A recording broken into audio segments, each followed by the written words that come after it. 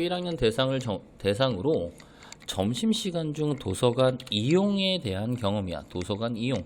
도서관을 이용한 경험이 있는 학생에 대하여 조사했더니 남학생 중에는 이용 경험이 있는 학생은 30, 없는 학생은 20명. 여학생 중 이용 경험이 없는 학생은 10명이다. 자, 조사한 학생 중 임의로 택한 한 명이 남학생인 사건을 선생님이 A라고 할게.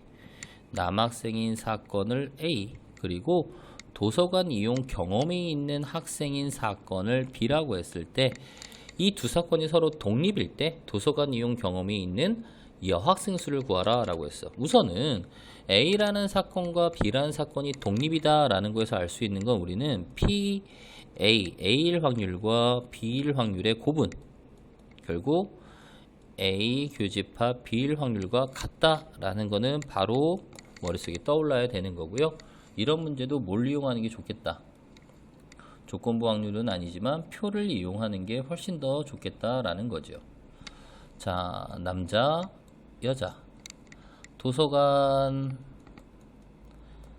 이용 경험이 있는 학생과 도서관 이용 경험이 없는 학생.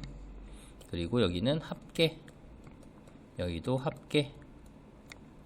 자, 도서관 이용 경험이 있는 학생, 남학생은 30명, 없는 남학생은 20명, 여학생 중 이용 경험이 없는 학생은 10명.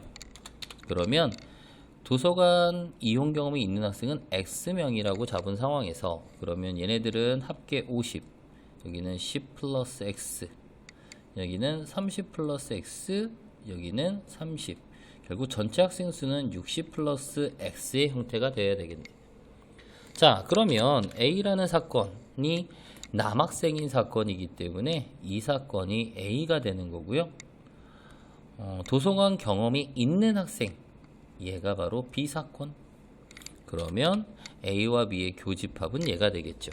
그래서 확률이다 보니까 PA 확률 PA 곱하기 PB, 얘가 PA 교집합 B여야 돼. 맞나? 그럼 결국 60 플러스 X 전체의 경우의 수분의 A 사건 50 곱하기 60 플러스 X 분의 30 플러스 X가 결국 60 플러스 X분의 얼마가 돼야 된다? 30이 돼야 되겠다 라는 거죠. 얘는 0이 아닐 테니까, 그치? 60 플러스 X. 그럼 결국 약분 5에 30 플러스 X가 결국은 60 플러스 X의 형태가 돼야 되는 거고요. 선생님이 뭐를 잘못했나? 3을 안 곱했네. 곱하기 3. 그러면 5x에 3x 빼주면 2x. 3, 6, 18, 180에서 150 빼주니까 30. 결국 x는 15.